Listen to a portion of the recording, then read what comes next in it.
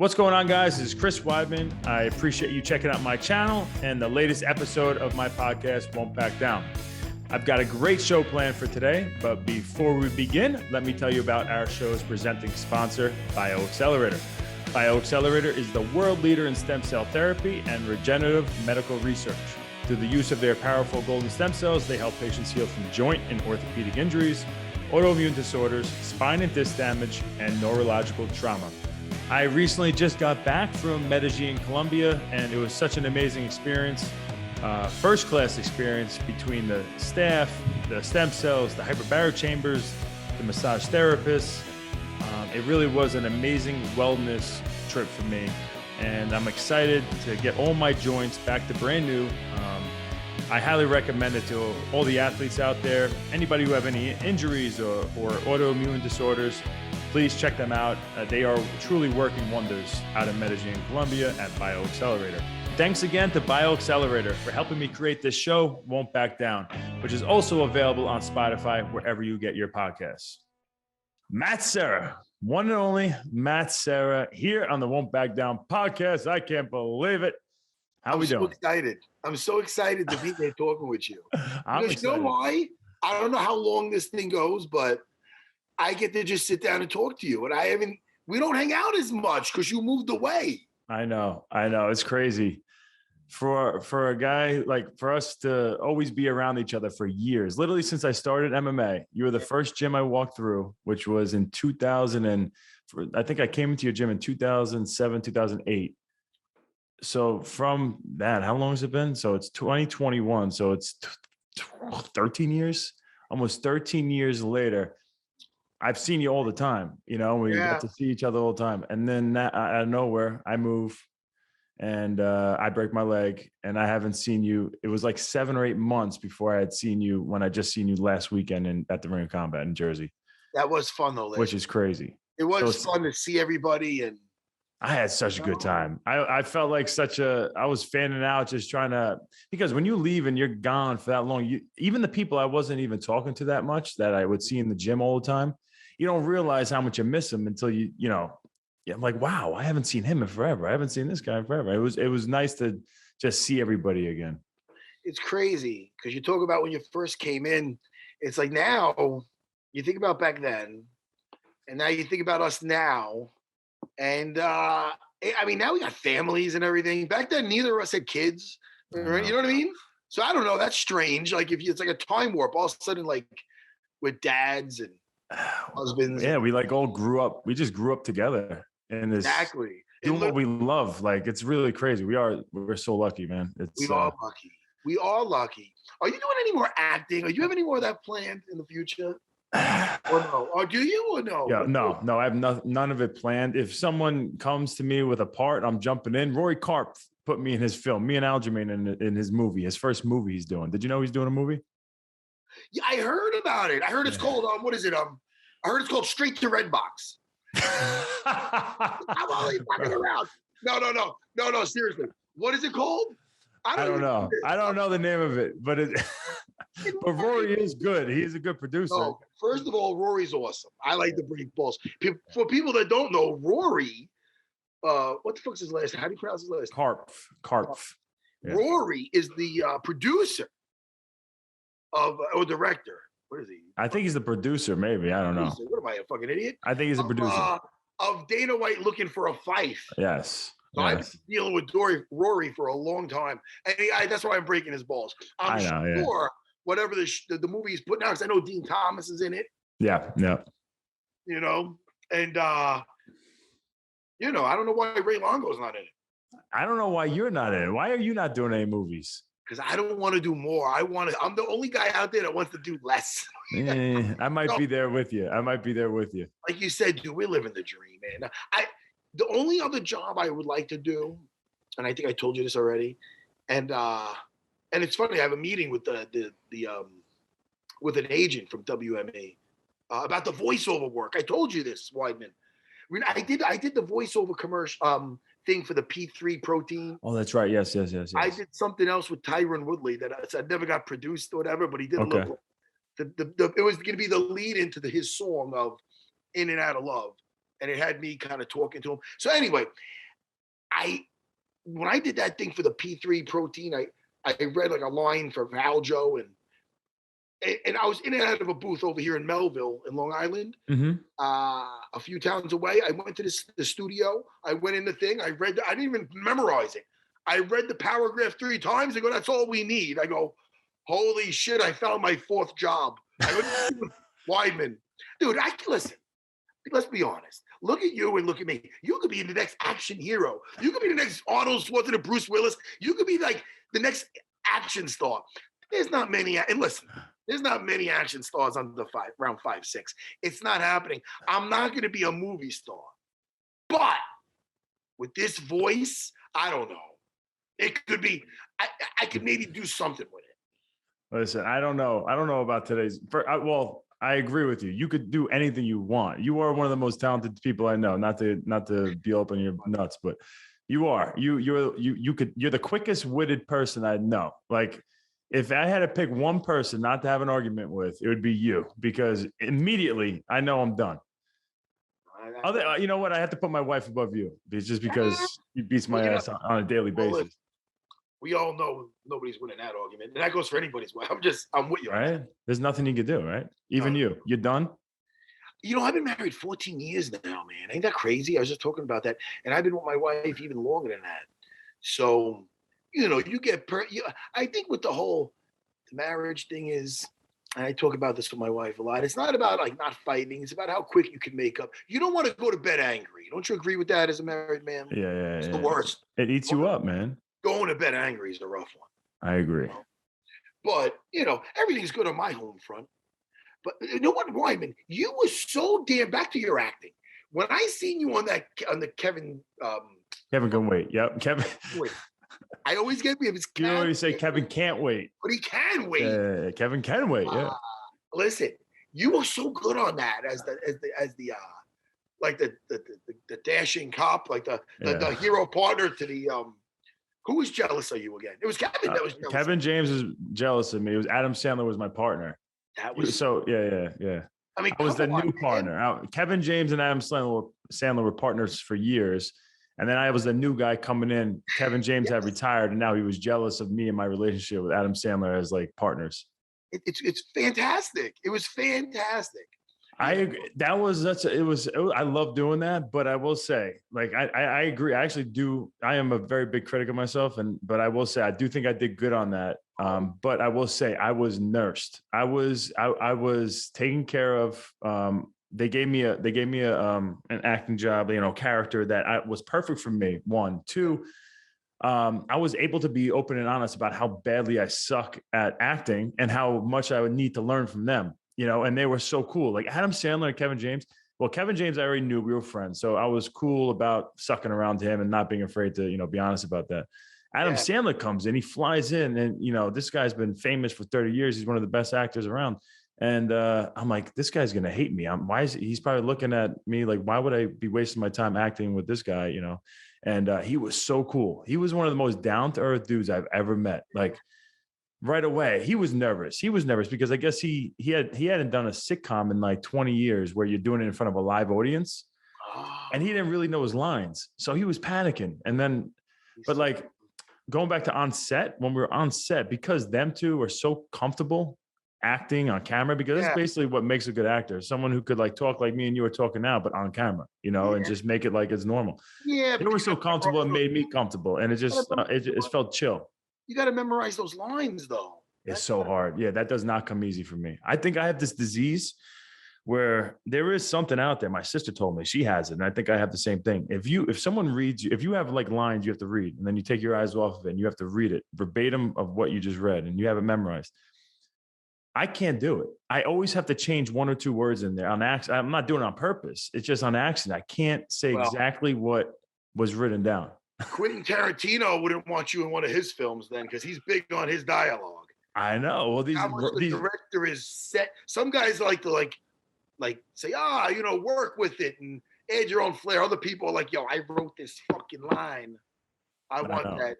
You know? Yeah. Well, I get it. These authors, I mean, the writers, they spend like months writing this stuff, and then you get an actor coming in and he just like changes it up on the spot. Hey, man. talk about movies. I enjoy the F out of this fucking new Dune movie. You watch Dune yet? The new Dune? Doom or Dune? You know, not Doom with fucking The Rock. I like The Rock, but holy fuck, don't watch that. Listen, that was a long, listen, he came a long way. Jumanji, I love Jumanji. Jumanji's great. And Jumanji 2 and all that fucking A, I love it. Jumanji. I don't, wait, hold on. Jumanji. What'd I say? Jumanji. What'd I say? Jumanji. Anyway. I love those movies. I love it. But don't watch Doom with The Rock. I would skip that. But my point is, what's my point? Dune, D-U-N-E. It's a new movie. It's on HBO Max. And holy fuck. Listen, it's based on the old Frank Herbert's, I think it's Frank Herbert, his novel of Dune back in the 1960s. It's a sci-fi epic, right? And they did a movie about this back in the 80s, and it was kind of shit. It's hard to get through. So I never liked it. Sting was in it. It was kind of weird. What happens in the movie? Holy shit. Listen, anything with Josh Brolin has to be probably one of my favorite actors ever. He's so good. From Goonies to Old Country for no Country for whatever it is. I'm Googling him. Josh, what's his name? Josh Brolin? Bro, I don't know anybody. Brolin? I don't know anybody. Well, he's so good. He's so good. He knows. Oh, yeah, he is good. Yes. He was in Face Off. No. He was in Avengers. Oh, well, he was Thanos. Yeah, he was Thanos. He was also Cable in but listen, Weidman. Well, yeah, listen, he's You want to do a movie of trivia right now with me? Let's do. You want to do it? I get to use Google though. I like movies, but anyway, what are we talking about? But what happens in Dune? What's the point of it? Guys, we're 10 minutes in. Everybody, I'm sorry. How long do we go for? Is there like a time? We could go like hour and a half, whatever. I don't know. So I'm supposed to leave here around 11:30 ish because I have to get to the airport. But I got hit up by the UFC because they're mandating the pilots to get vaccinated. A lot of the pilots aren't flying. So the American Airlines right now is hard to get a flight in. So it looks like I might be pushed to a Delta flight later on, but they're going to let me know. So we'll just keep on going. Weird times with that. I don't want to get too serious. Weird times. You know, it's so messed up. It's messed up, man. Like get out of here with this. Like, first of all, half of them probably already had COVID and they're fine and they don't want to get it. They don't want to get a vaccine. I feel bad for the first responders because, they did so much, from the nurses to everybody that works in the hospitals to the police and everybody. And now everybody's getting like mandated to do it. It's like, really, dude? I was just on the front lines battling, and it's not my choice now. I'm going to lose my job if I don't have to do this. And you're saying it, so it's weird times. It's weird. It's just weird times, dude. And it's crazy. I don't know, man. I don't know. It's sad, man. I don't want to get to negative. I know. Yeah, we'll get out of this. But yeah, I'm with you, man. It's sad. It's sad to see what they're forcing people to do, and people losing their jobs over this crap. It's wrong. It's just wrong, dude. It's just messed up on every level. But you know what's right? You having a podcast. What made you do this, buddy? Because I'll tell you right now. First of all, you're really good at it, and I'm happy you asked me to. Yeah, because I've seen. I've seen you talking to people, and I'd be secretly getting. Don't act like you watch my podcast. Well, no. I was happy that you're doing it. You're doing well with it, but I was kind of annoyed that I was counting. How many shows did you do? I think you're my third. That's it? No, I'm just kidding. Fuck. Because I know where you're going with this right now. I know where you're going with this. You know where I'm going with this. You did at least a dozen. I can't. I have to spread it out, and I haven't done Longo yet either. Longo? Oh, really? Wait, hold on. All right, I'm better with everything now. I did Neglia. Longo was on the side. I did Neglia my second episode because Rogers had me. He wanted to get right. Like at the time, the whole mafia thing was really big. All these guys, mafia guys were coming out with podcasts, and Neglia lived through literally the prime time of mafia in the most populated mafia area in the world. So it was crazy to listen to all of his stories and how he kind of stayed out of it, but has tons of friends obviously that are in it. And it was interesting. Neglia is a good man, Louis Neglia. He is, man. you know, he's where I got my start fighting, man. He back when I started fighting for him, I didn't think, not that I didn't think you'd be good at it, but I didn't think you'd be this good at it. You're really good at it. Thank you, man. Why are you so comfortable with this? How'd that happen? I'm not. I get like nervous before each one of them. I'm trying to get to the point where I'm just like right now, hanging out with you, talking to you. This is my favorite right now. Not worried about like asking you questions and like getting things that other people want to hear. Me just being able to have a good conversation. Obviously, we're close, so it's easier. But 100%. with everybody, just BS and just like there was no camera, there's no video, and there's no audio, and there's no expectations. And a way for me to like learn from other people and get inspired by other people. And then hopefully it helps other people. And I'm enjoying doing it, but it's not like, it's, you know, I'm nervous before them and all that, you know, I want to do good. You don't have a co-pilot. Does your producer jump in at all? He jumps in when Troy, let me hear your voice. Troy, what's up, buddy? What's up, guys? How we doing? Troy, do you ever jump in and ask the people questions, or I'm sure Chris hasn't had any dead air yet, but do you ever have to jump in? Like, even when I listen, if I ever have to steer the ship when Jimmy's gone, I usually always have a co-host. Well, there's times I did the show before by myself. And whenever I did, when I was done, I was always very proud of myself. I'm like, oh, I didn't fuck it up. One time I interviewed Ice Cube in studio, and it went just me and him in the studio. And it was fucking great when I was doing the show uptown. But usually I got a co-pilot. So for you to jump in this, for you to delve into this whole podcast fucking thing and do it by yourself is very ballsy, Weidman. Well, I appreciate that. And it's crazy. You've been doing podcasts since 2016. I Googled that. That's crazy. Me? Right? Yeah, right? UFC Unfiltered, I think, started UFC in 2016. That's right, man. So you've been doing it. You've been doing podcasts before podcasts were even cool. Wow. I didn't even listen. I remember when Dana approached me with the show, and it's funny now because I love doing it. Listen, I'm doing it today with Jimmy. I love it. I love doing it. But my point is, I didn't want to do it in the beginning because I'm like, I don't even know what I'm supposed to be doing. It's like a radio thing. I go, what am I talking? I don't want to ask people questions. I hardly care about talking to anybody except for the people I like. Yeah. So I don't really want to do it like an interview show. But then he's like, no, it's more of just a podcast ain't like that. And he goes, and then we brought up Jimmy Norton. We were doing Looking for a Fight. And we were camping. Me and Dana were camping. Who else? I'll tell you right now, nobody gets to say they fucking shared a tent with Dana. The guy's not a camper. That's crazy. You'll never find him in the fucking woods again. No. You know, but anyway, we were out there, we're camping, and that's when he brought it up to me. It was like fucking 5 years ago. And then when he brought up Jimmy Norton, that's the only thing that made me even entertain it. Because at first I'm like, I don't think so. I'm good at teaching at my school. Why? I mean, you know I'm a simple man. You find me at Sarah BJJ or just at my house. I'm kind of like a hermit. Yeah. So I wasn't looking for any other gigs. But shit, man, I started hanging out with Jimmy, and that was just a good fucking time. Like this. Yeah, but did you know Jimmy like that before hosting with him? I mean, now we're super close. Yeah. But back then, I did Opie and Anthony before, the show, that radio show. So I did that, and I always got along with him. He was always nice, but I never really knew him that well. And I wasn't really a fan of that show, which is silly because I went back and I listen now on YouTube to the old Opie and Anthony shows, and they are fucking hysterical. It was almost like it almost felt like a podcast. It was very laid back and had a lot of good comedians on.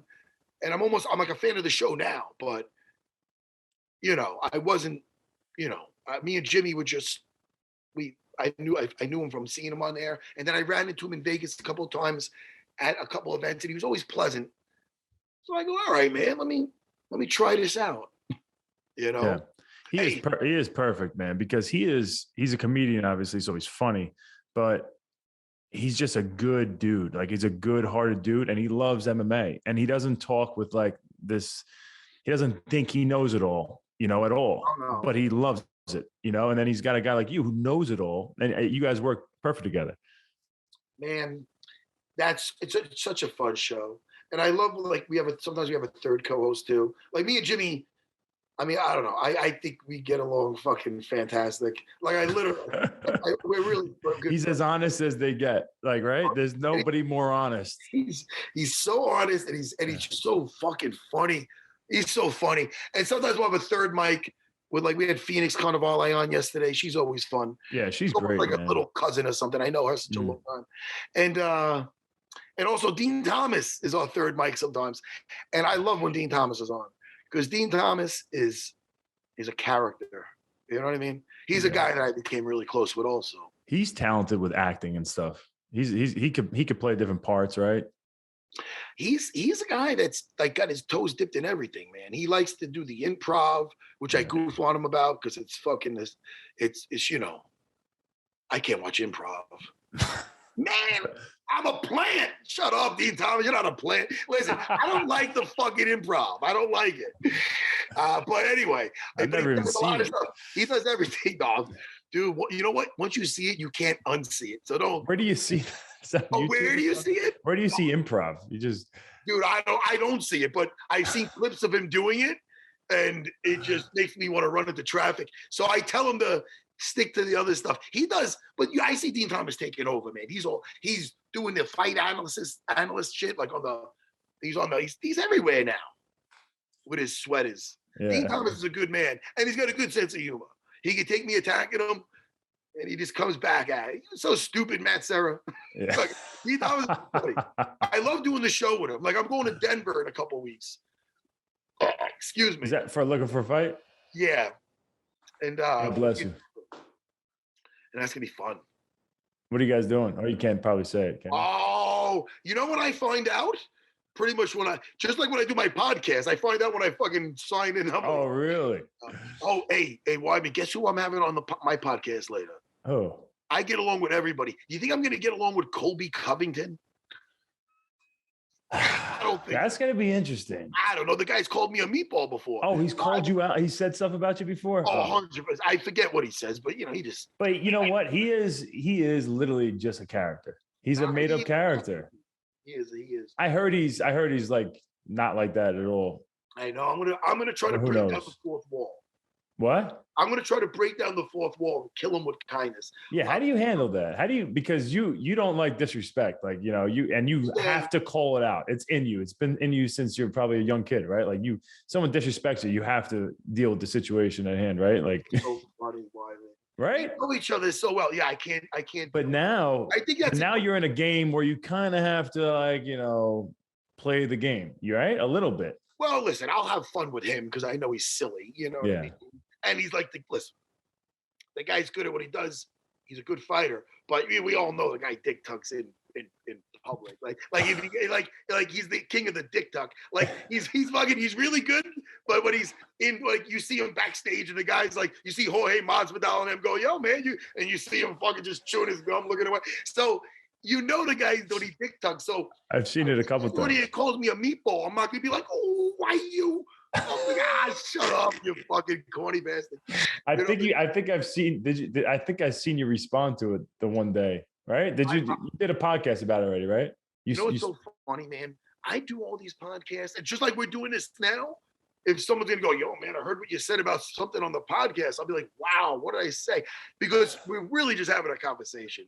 Yeah. I had nothing to fucking hide. Yeah. I think that guy's very douchey, but I think he's maybe playing up the whole douchebag thing to get. I hope he is. If he's just that big of a douchebag to begin with. But is it worth it? Is it worth it that you can't really go to certain places because you're afraid of somebody fucking with you after that? You're afraid everybody is it worth it, man? Yeah, I don't know. I don't think I'd be able to do it. I wanted to dip my toe. Look, Aljamain does it in some ways. You know what I mean? Like he plays that game. He'll be a guy. Aljo will turn into a guy that everybody hates almost on purpose. You know what I mean? In order to get more people to buy in, and get more people's attention. I don't think I could do it. I've teetered on that line, when you're fighting for the belt and the pay-per-view pressure starts coming in. It's like, man, how do you get more people interested? And then, I have to start talking shit, but that's not really who I am. I don't just talk shit to people that I'm fighting just because, I'm fighting them. I have no real issues with these people, but now you got to talk shit. That's what it's always better. That's why, and it's hard in this game because most guys are cool. Most guys are really cool. Yeah, right. How many guys aren't cool that are fighters? You get humbled so many times, right? Like, how do you not become a cool person? And that's what's the beauty of this game. You get humbled. You know, usually. I mean, these guys. I mean, it's crazy, man. Like, personally, like this whole thing we're talking about, like I could never do it. And it's so funny. I remember, and I think I told you this before. I was with it was me, Drago, it was Chael Sonnen and his coach. He has this little striking coach. Not little, he's probably my height. well, yeah, little, I guess. Short, stocky, nice guy. And we were in the like the hot tub of the of MGM, I believe. Wait, is this when you went to interview him or something down? No, I was gonna fight Matt Hughes. Oh, okay. And he was gonna fight, I think, Damian Maia or somebody. And I remember Chael Sonnen goes to me, look, you sold this fight brilliantly. He kept saying, he goes, man, Matt, he goes, the way, we're calling him a dick, everything you did, you sold this fight brilliantly and this and that. And I'm like, so I remember when he left, I go, dude, I just really think the guy's a dick. I didn't really even fucking try to sell the fight. I just did not get along at the time with Matt Hughes. You know what I mean? Yeah. So it's not like, so he thought like I was doing it to get more pay-per-views or this or that or whatever it was. But I didn't like the guy, But so it's so much easier when you don't like the guy because we are trying to hurt each other. Yeah, no, I agree. But how about when you did the whole wine thing in Canada with GSP? Did you do that to sell a fight, or were you doing that like legitimately? It was totally legitimate. Now listen, you got to take it from. I wouldn't have handled it like that now. I like George a lot. I didn't look at it through George's just through George's eyes, to losing to me, where it was embarrassing for him because everybody thought he was going to beat my ass. So he couldn't. So afterwards, when I read, and I always got along with George, and so when I read afterwards that he was saying, I almost felt like he was making excuses.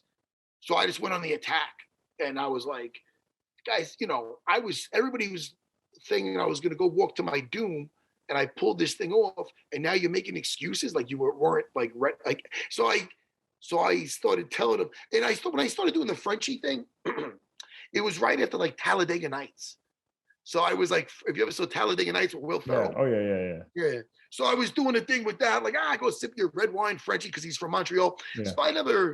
So it was all legit. Like it wasn't made. I was mad. Yeah. But it's silly now. I just feel, at the time, George was just like, what the fuck what do I do when everybody's asking me this thing? So it wasn't his bad. I mean, you have the potential. You could have sold every fight. Like, I mean, could you have done the Conor McGregor? Could you have gone all out like that all the time? But what is the? Because you're quick-witted, right? Yeah, so you could come up with kind of anything really fast. If it became a war of words with somebody at a press conference, I'm gonna say you're crushing them. I think I could do okay.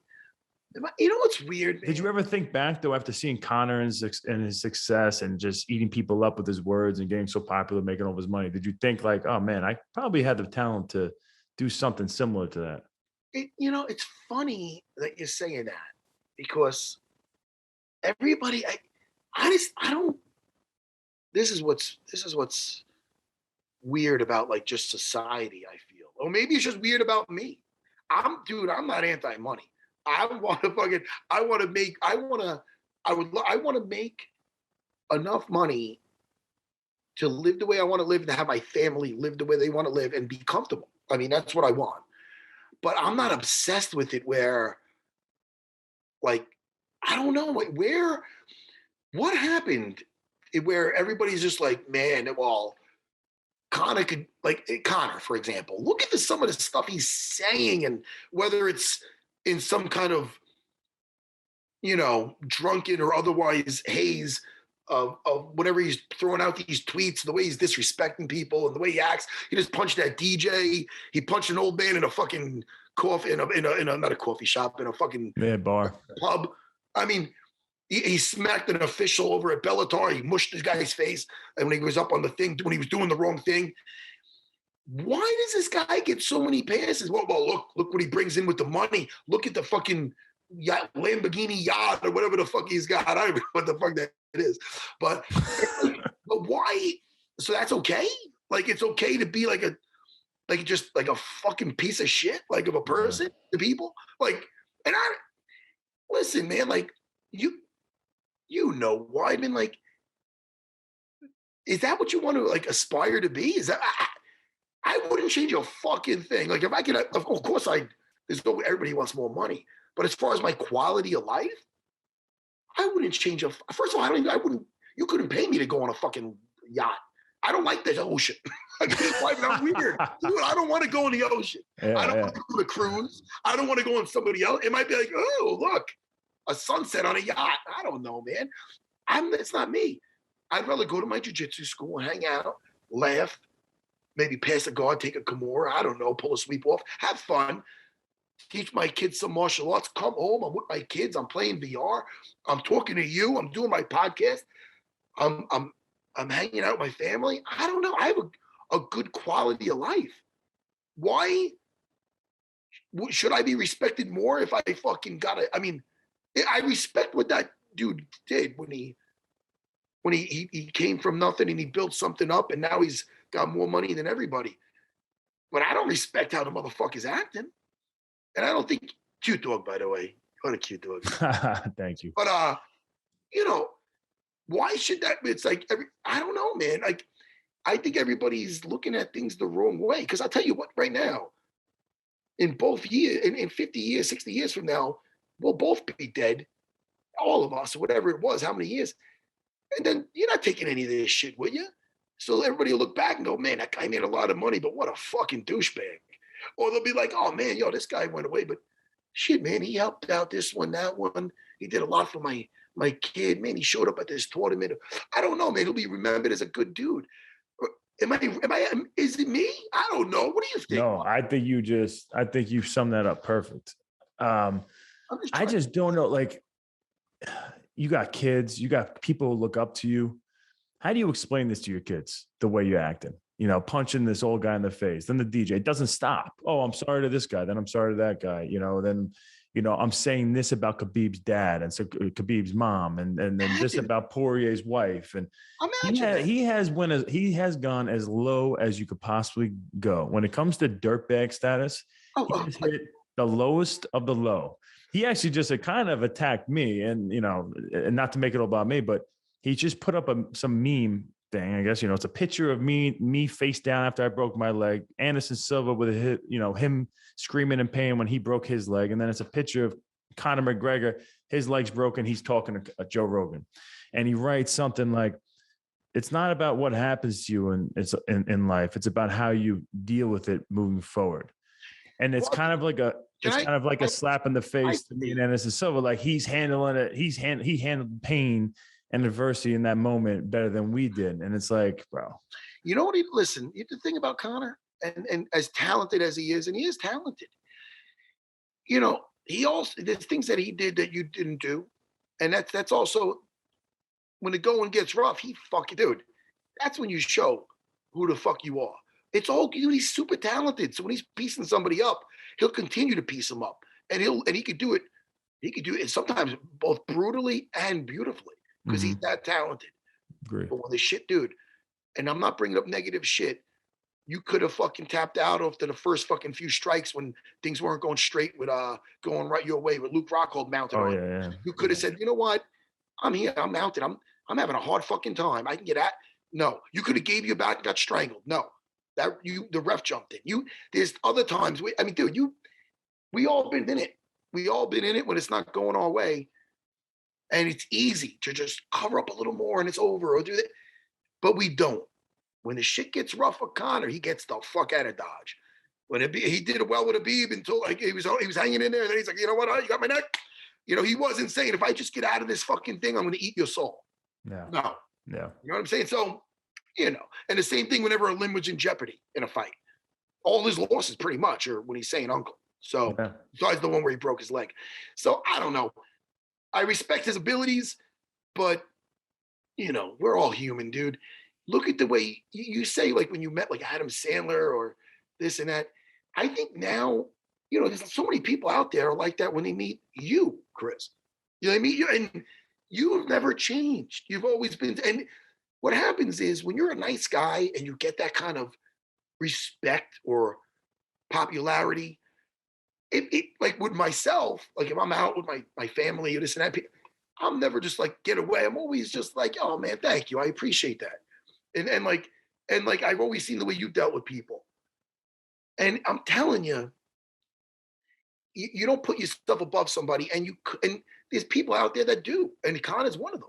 You know what I mean? He doesn't, and it's not the way it should be. Don't make me bring out that old Spider-Man line. With great power, go ahead, you can finish it. Comes great responsibility. Hell yeah, Weidman. I know movies. I did it. Yeah, right.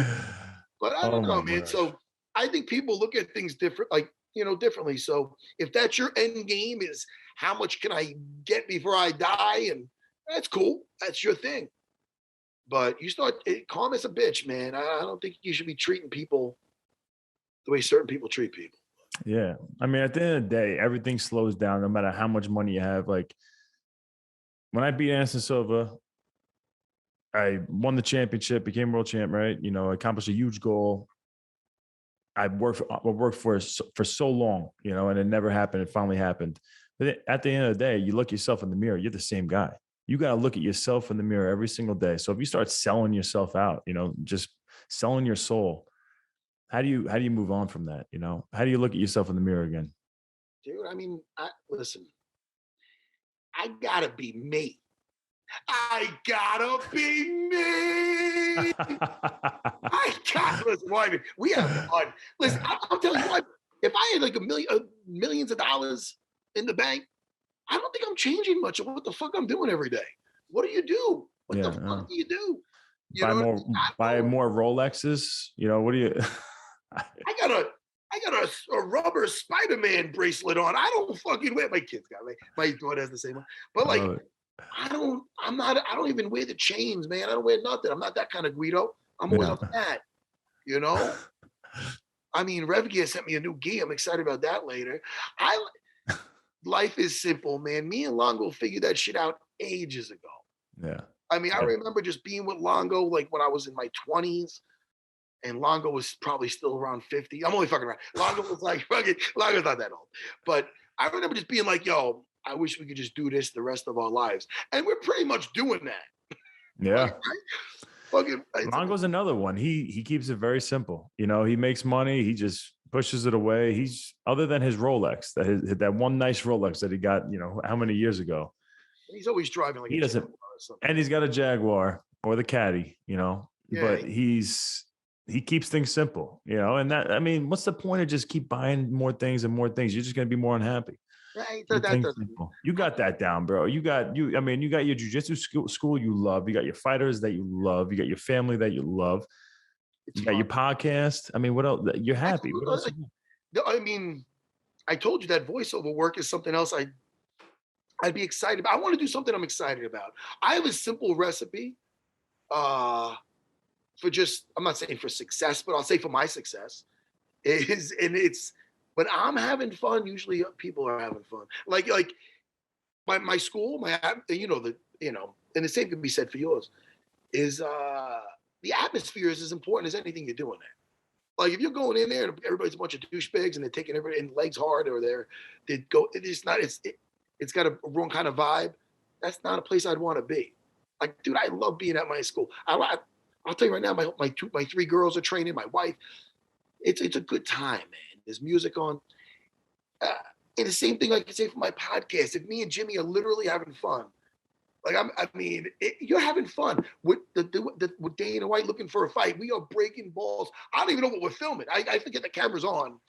And when I watch it, I go, oh, that was silly, because we're having a good time. So that's my recipe, man. Just to keep having fun. And hopefully people have fun, with us. Yeah. I'm with you. Look, I've heard this story from you before, but I think it's awesome for other people to hear too. Can you go a little bit into how you started? Because me and you fought around the same time. I fought in the same time period as you. When I was started and you were getting ready to finish, right? So we were fighting mixed martial arts at the same time, but your beginning was way different than my beginning.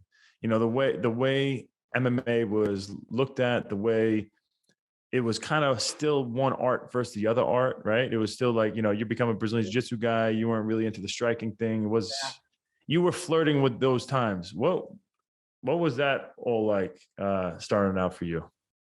Well, as far as the mixed martial arts, like, when I got started, I always wanted to fight, but when I got started, it wasn't even called mixed martial arts. It was more style versus style. I found a tape of I say this a lot, but it's how I got started. I found a tape of the Gracies. My father, who's a martial artist, a lifelong martial artist, he showed me these tapes of the Gracies fighting other disciplines. It was called Gracie in Action. And I don't know if you've ever seen them, but they're great. There's a lot of dojo fights from Brazil when they used to have those Vale Tudo tournaments, anything goes tournaments. And it was always style versus style. And it was real fighting. And back in the 90s, you didn't know what real fighting was. You had an idea, but not really, because you had your own experiences. And then you saw like fucking guys like Steven Seagal or Van Damme, or what would work in a fight. There's always arguments of what would really work. So when I saw these fights of these guys in Brazil, the Gracies, I was mesmerized, man. I go, holy shit. 'Cause I thought I was a tough kid at the time. So I just I knew I needed to learn that stuff. And then I ended up going to a seminar in 1992 when I graduated high school. And it was Horian and Hoist up in Waterbury, Connecticut.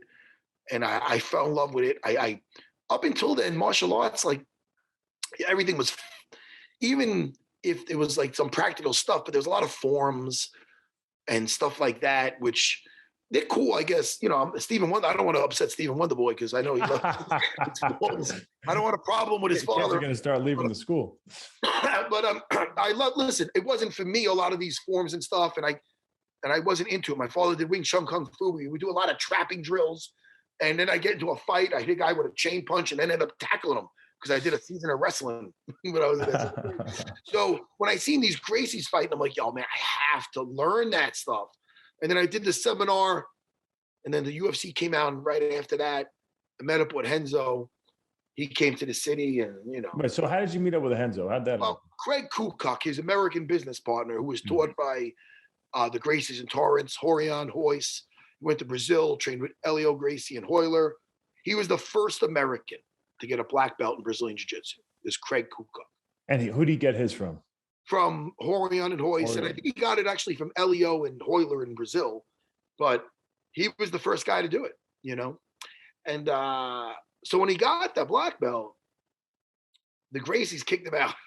Horian and him had a disagreement, probably something over money or the name. Yeah. So all of a sudden, I used to get this thing called the Gracie newsletter, right? And it was like about what's coming up with their seminars or their DVD or their VHS tapes or whatever it is.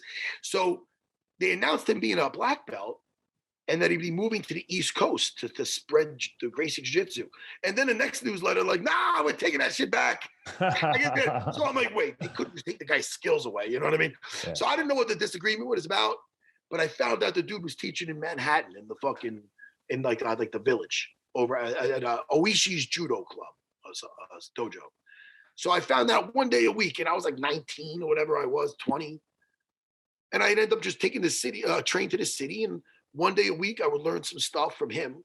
And then I ended up going to Red Bank, New Jersey to get a private lesson. That's the only way I'd get. There was no way to learn it back then, Weidman. There was no internet for that shit, no, So then he ended up doing 3 days a week eventually. And then 2 years later, Renzo came over. And there was the Gracie Cook. So I was already a blue belt when Renzo came over. And then like a year later, they broke up. They had an issue. Were you doing, how often were you doing jiu-jitsu at that point? I was there. Were you doing it back on Long Island too, at your own house? I would train in my garage with my brothers, and I'd bring friends over and just rap on them and that type of thing. So, but and eventually I met Longo again. I met him before that one time when I visited his school. So I seen him again at that judo school, training at Craig's. And we ended up talking because we met before that. And he actually, that's how we started becoming friends, me and Ray Longo. And next thing I know, he'd be like, look, I got a school in Mineola. And he'd give me the key just to do, and I meet up with him. And then other times I'd meet some guys down there, and he'd let me use the place just to roll. Were you fighting? Were you doing any of those fights yet at that point? No. I was just learning jiu-jitsu, but when you were Longo, were you doing striking at that No, point? I started messing around with Ray. Ray would start holding like the tie pants for me. So I started messing around with it, you know. But so then next thing you know, I started Henzo came over and I was there like 5-6 days a week in Manhattan just teaching for them. Henzo started having me teach for him and Craig. And then I started getting into the fighting, or as a purple belt. Yeah. I was, I think, 23 when I had 22 or 23 when I had my first fight, and it was weird back then because that's when Lou Neglia had these fights, and it's the Ring of Combat. But before then, before it was called the Ring of Combat, it was called Vengeance at the Vanderbilt. The Vanderbilt out here in Long Island is a huge club, right? You know where that is. Yeah. And it was like a couple of floors, and right in the middle, they'd have a ring. And they have kickboxing fights there. And before it was called MMA, it was called NHB, no holds barred. But they would call it a freestyle grappling exhibition. So that's how they bill it so that we can get past things to get me on there. That's crazy. And it was a fight, though. So it was like no weight class. The first guy I fought was like a huge black guy. He was like a Wing Chun guy. And I just took him down and arm locked him. So like my first 7-8 fights was just, he'd bring guys in. The toughest guy I fought was probably like a Russian Sambo guy who was he was pretty tough, but I ended up strangling him. So that's where I cut my teeth a little in the MMA. I actually went to one of those fights. I was 13, 14 years old. I mean, so you're 10 years older than me on the dot. Really? So you're 24. Yeah, I was about 14 and I probably seen you fight, which is crazy. I was in a suite.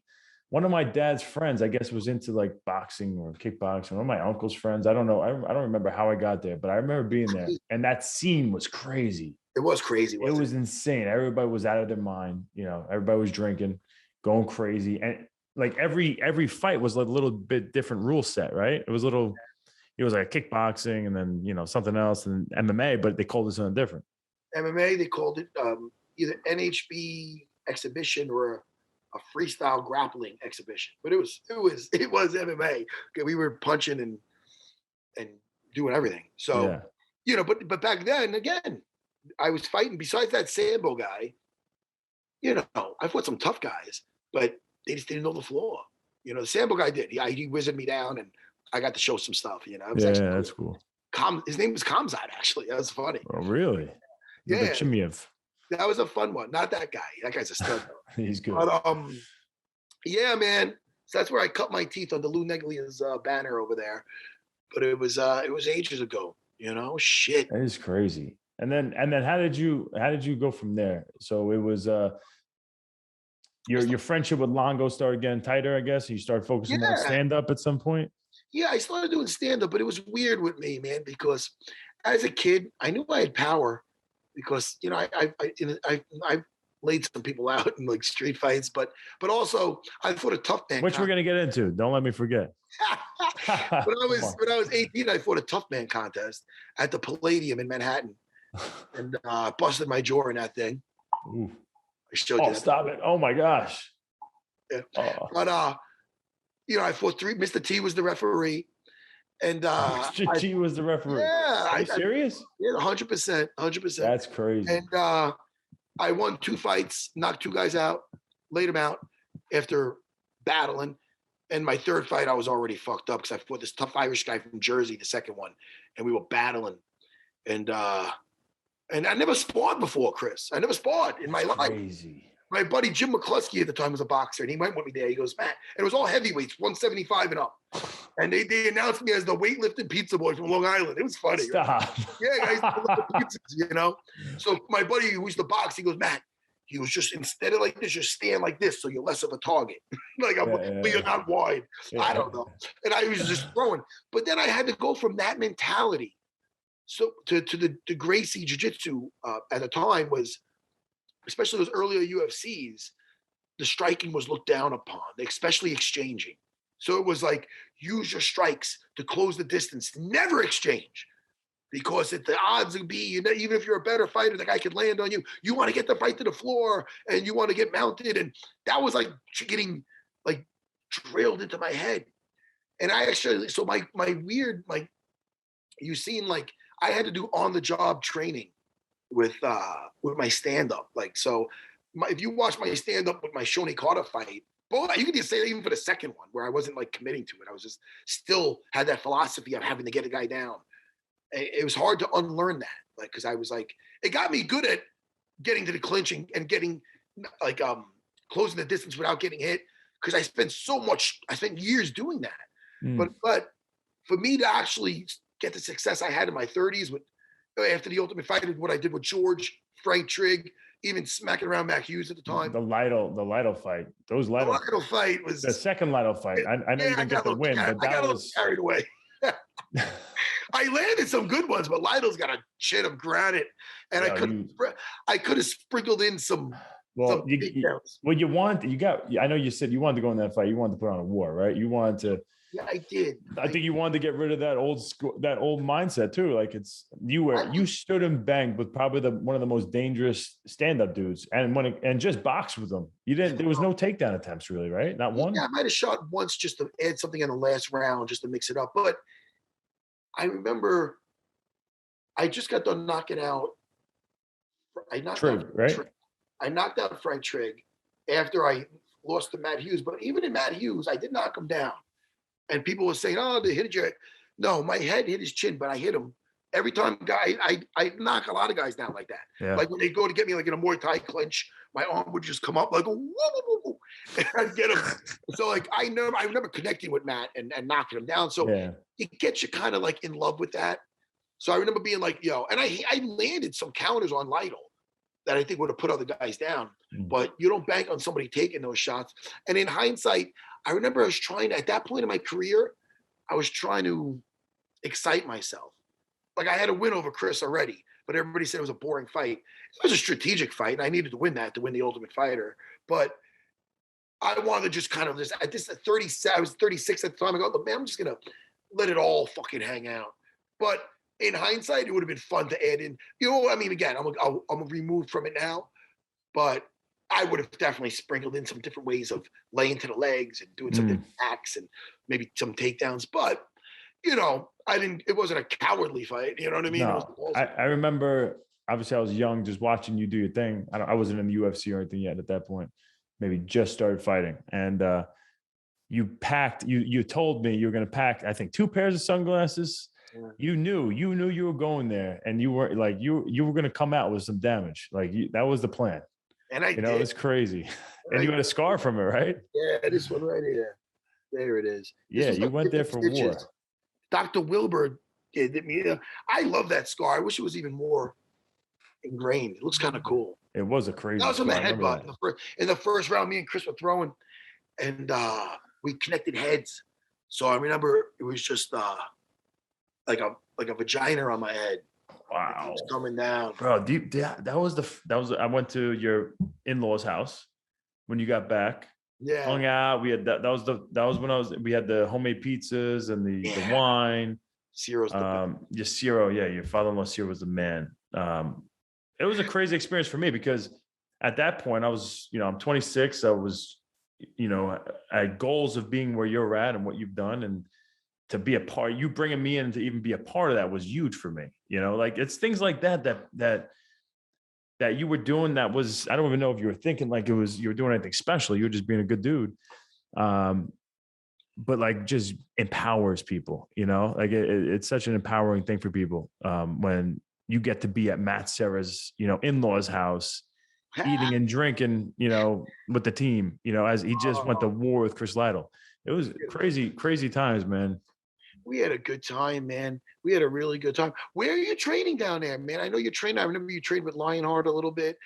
Tell me about it. And I'll tell you, I like hearing Anthony Smith talk about training with you. Oh, yeah. It's one thing when we talk about you training and this and that, but I like hearing a veteran like that say all the nice things he's been saying about you, how like you're like the best person he's ever trained with and stuff like that. Because when we say it, we're like, yeah, but you're kind of our guy, so it might be like we're biased. I know, but I like hearing other people like say that. And yeah, it was nice, man. Honestly, it made me feel good because he said it before my fight where I broke my leg, and then also afterward. But Yeah, it's nice to hear it from somebody who's not really on your team, like you hear, I try to work my ass off every single time. Every time I came to your gym, I would hear of legends in the past, of like guys who come through your school and they're like, this guy was a beast. That guy was a beast. This guy was a beast. I'm like, you want to be a beast. You want to be someone that people could talk about one day. And it was awesome. Like I had a lot of people on our team, would say nice things about me, but to have a guy like Anthony Smith, who was trained with some of the best guys, say something like nice. And we were in the same weight class and, all that,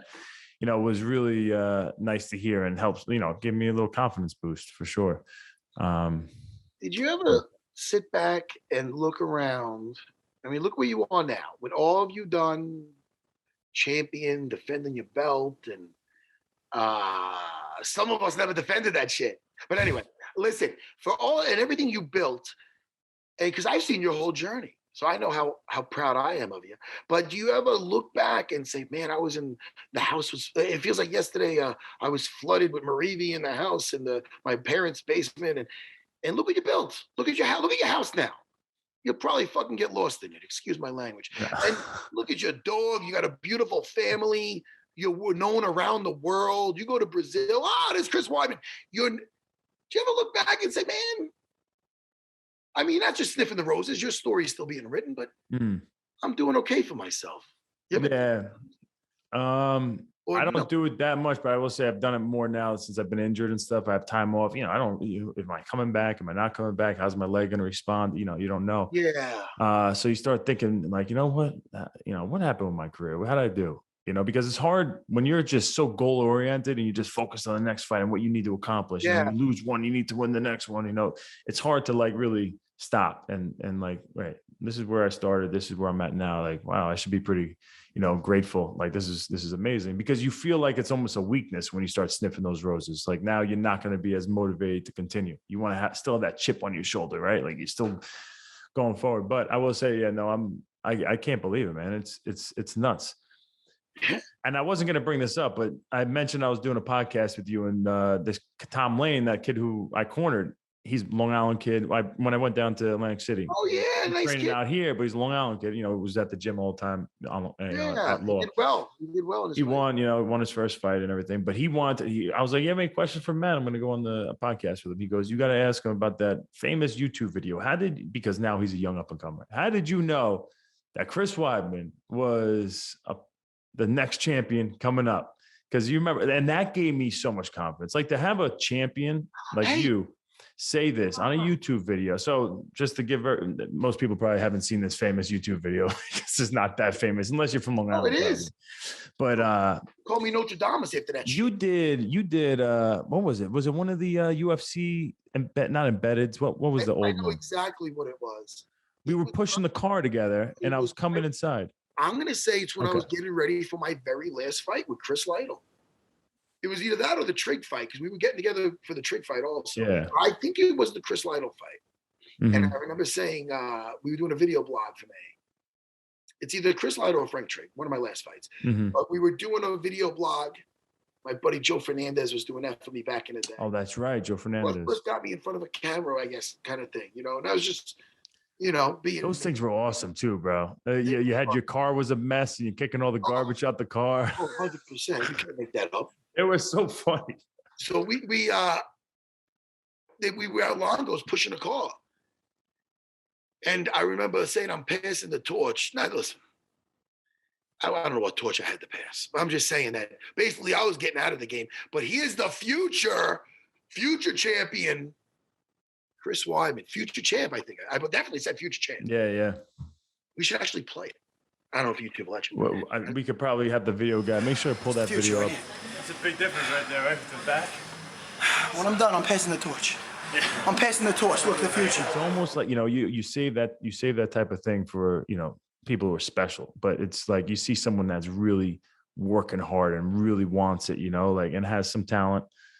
And Pumi's that guy right now. Like and has you and Longo saying this to them, like how confident is Longo in him? It's so when you have people like you two actually believing in somebody, like I could tell you when I was going out there to fight, I wanted to prove you guys right. It wasn't just like I want to be the best me I could be. It was Longo believes in me so much. Matt believes in me so much. Like, I don't want to let you guys down. I want to like really show what you guys believe I have, you know? Oh, yeah. And that's a huge motivator. So when Pumi hears that from you and hears that from Longo, like the extra ammunition that gives him in his fights is something you can't even put a price on.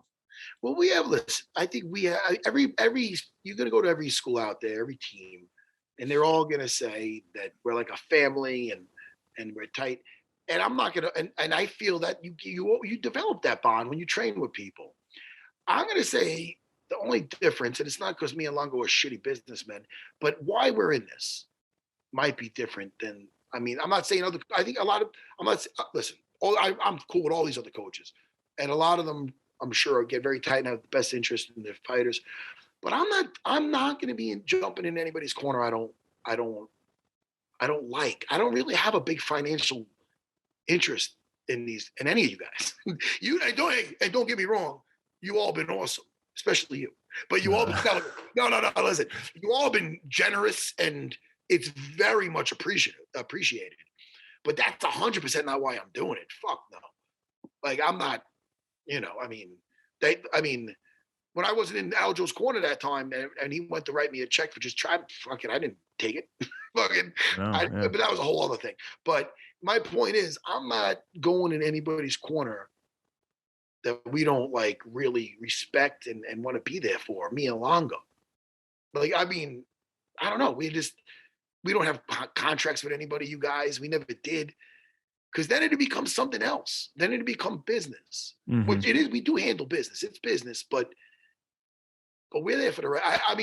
I know me and Longo are there for the right reasons. Mm-hmm. That's it. All we want to, like, we get through. When you guys win a fight, it feels like we want to fight, not just to get our names elevated. We don't need, fuck, man. I see enough of my face. I don't need to see my face in anybody's fucking corner. But I genuinely want to be there because we're in the foxhole with you guys. Like, you know what I mean? Like, when I'm in that corner, me and Longo brought our fucking guy to the flagpole versus your fucking guy.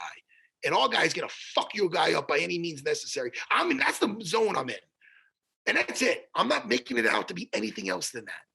And what other people do, that's their own thing, man. I've been in locker rooms when guys are giving Braveheart speeches, and it's more for themselves than it is for the fucking dude. Because they get people listening. And I remember one guy did that in a locker room, and Raging Al was fighting. And this one trainer was doing this to his guy, and he was talking to him. And remember, you're here because you believe you're the best in the world. And he's looking kind of like making sure everybody hears him. Then they walk out, and it's kind of quiet.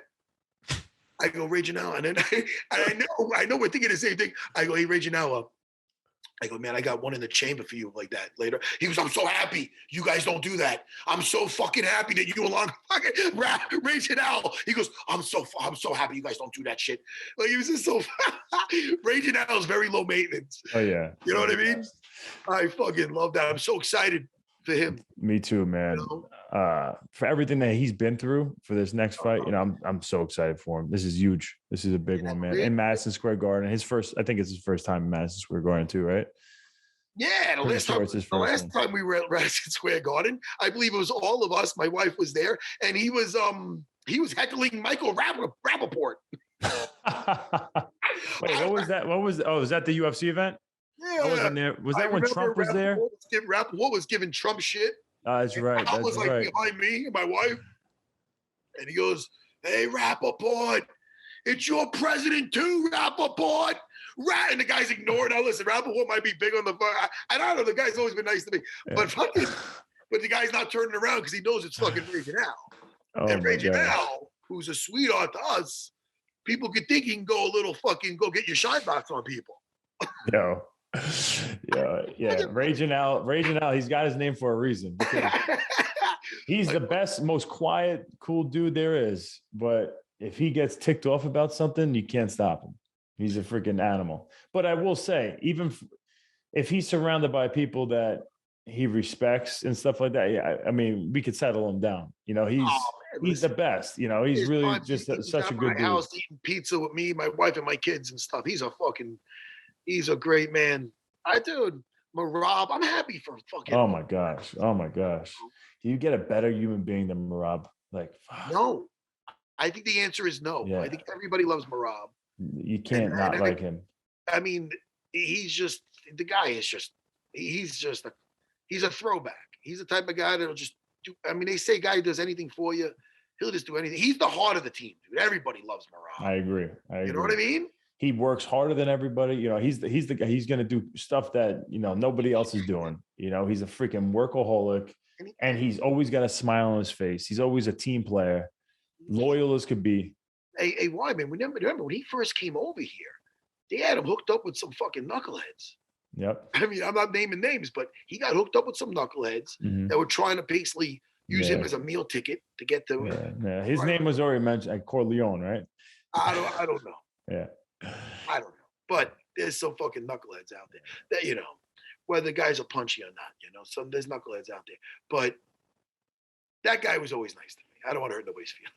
Yeah. But whoever it was, Marab was on the podcast. Marab was on this podcast already. He name dropped, so it's already out there. That's fine. Yeah. That's fine. And everybody. Yeah. I'm also talking about guys that were managing them, but trying to. So, you know, when he found, I think, us, and he saw what our intention, he could tell where our intentions are. Like you know what I mean? We know we just want what's good for Marab. I don't, you know, but he's another guy that just, I mean, I want that guy to just conquer the world. How about, could you picture Marab having the success of Conor McGregor? You think that guy will be smacking around fragile Italian DJs and the fucking, dude, you saw that. I'd have to bring that up again, but come on, man. I didn't see it. Is there a video of that? I only seen the headline. I didn't want to look. From the guy and his girlfriend, and the girl and the guy's fiance or wife or whatever, and she looked like some model or something. And they're like, yo, he was asking Francisco, whatever the dude's name is, hey, let's go to the next club. And he goes, all right, let's go. And they punches him in the fucking face. And I think the guy's got. Why would he do that? The guy didn't disrespect him at all? Dude, if you look at the guy doesn't exactly. It's not like you're dealing with it's not like an Italian guy like fucking Fabio or some big muscular guy. It's a fucking skinny little DJ guy. Gotcha. I mean, dude, I don't know. That's a bully. He's freaking bullying. Bully and a half. Freaking ridiculous. He's a bully and a half. The stuff he says is disgusting. Yeah, he lost me when he punched that old guy in a fucking club, in that bar. That's it, man. I don't care how messed up you are and whatever drugs or alcohol you are. For you to punch an old defenseless dude sitting at a bar while was he a world champion at that point? It doesn't matter. The guy's obviously a trained fighter. For you to punch a dude like that, it's just as low as you fucking could go. That's like my dad or grandfather. Like, what the hell's wrong with you, bro? There's no status that you can achieve. Dude, we're all human beings. I'm not trying to get hippie-ish, but there's no status you can. You're a world champion. You're a multiple-time world champion. I mean, there's no status. And you're the same guy I know since I met you. You're a better guy. I mean, this is what happens when guys get some kind of power, and we both got it. There's different degrees of it, but it's what you do with it. Are you gonna be gracious? Because if you're a good guy and someone's coming up and they're nice to you, you're not looking like you're better than them. Muhammad Ali said it the best. And he said he doesn't like anybody that's nice, that is not nice to their waiter. Mm. That's how he would treat them if they're in that position. Like, you know what I mean? Dude, Pete Spratt's knee could have been a little to the fucking left, and he would have been the first Jorge Masvidal. I could have been decapitated. I could have been laying there like Ben Askren. I might have not have. This game, there's so many zigs when you shoot a zag. You might have a totally different career. Or Chris Weidman. That knee landed flush on me. Yellow Mero. Don't worry. Let's focus on Masvidal. My point, you're fucking funny. No, dude, I think about what you've done, not the hit. Yeah. No, but you're right, though. I keep going, though. I'm with you 100%. My point is, I'm grateful to be where the fuck I am. So, I know things could have been very different. Like, guys like us, especially, self-made guys. Dude, we're self-made guys. Let's just Mm-hmm. That doesn't mean we didn't get help along the way with support and this and that. Mm-hmm. But nobody ever said, hey, Chris, it's fucking 100,000 to get over just to get going. Yeah. Because nobody gave a fuck. Dude, I don't know. I lived in the basement of my school. I don't want to, nobody gave me dick. You know what I mean? I earned this shit. I earned whatever this is. It's mine. I earned it. I could walk into my school and say, all right, no one gave me a dime for this. You know what I mean? No, I wasn't born with a certain name. I wasn't born into money. Like, you know what I mean? Like, so I'm proud of everything I got, you know? And if you're a humble person, you know, people are just nice to you. When you get some kind of status, you get more people kind of like really like want to kind of be nice to you. And if you're a good guy, you're like, man, that's great. You know what I mean? But if you're a fucking douchebag, it comes out because you could be, you know, you could be a little, you could act this way and that way, and sometimes you'll get away with more shit because of your status. But you don't want to be that fucking guy. Is Conor, dude, is that guy happy? Does he seem happy to you? I mean, he seems all fueled up on shit, but does he seem happy? I don't know. Yeah, it's sad to see someone take it for granted because he doesn't come from anything either. And for you to just forget where you come from and realize that it didn't have to be this way for you. You could still be stuck in Dublin, Ireland somewhere with nothing. And so when these people that are beneath you in your eyes, you know, are coming to you, for you to disrespect them and to treat people the way that you're treating them is just like, you lost yourself, bro. Man, listen, it can't all be about the money. It can't be. It just can't be. I mean, because, and as you get older, I think you start to realize that even more. Like, you know, we're not around forever. This world just lost Norm Macdonald. I'm still broken up about that. I know, it sucks, man. People thought I looked like him. Norm Macdonald? No, a little bit. Do his voice. If I get rid of the beard, maybe. I can't see that. But he was such a funny guy. Yeah. You know what I mean? But what else, Weidman, man? It's 11:30. Don't miss your fucking flight. I know. I'm gonna say let's end it on that. We're doing this again. I want to talk to you more about a whole bunch of things.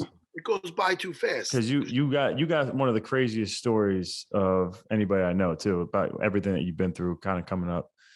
But this is awesome. This is awesome just talking to you. This was awesome. This is my best. I'm going to say this is my best podcast yet. Can I plug a couple of things? Because I know you're oh, hell yeah. Plug it all, baby. UFC Unfiltered, anyway you get podcasts. That's myself and the great Jim Norton.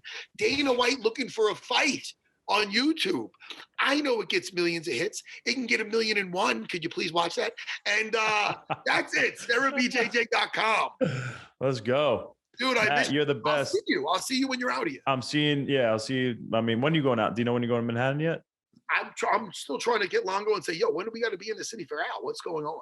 All right. I think he's there already, but I don't know if he's going back to Long Island. I don't know if they're bubbling us. I have no idea with COVID, what's happening. Oh. But I'm if I'm not bubbled as soon as I get there, I think if I'm on Long Island, I'll stop by the gym. I'll hit you up. Come say what's up. Maybe get a roll in. See who's around. Yeah. Fucking eggplant roll. I haven't got a legit roll in a while. When are you gonna start putting the gi on now? I actually really want to put the gi on. But I had nobody. I gotta figure out my situation out here. I'm rolling with the young kid, but I do know way more than him. It's like I'm teaching him, which is good. It gets my head going. But as far as me going with another guy with a gi on, I don't know. I got to find some guys who work with me. That's for the off season, Yeah. But hey, man, thank you for having me. Thank you, man. I love you, buddy. And look who's calling. Love you, pal.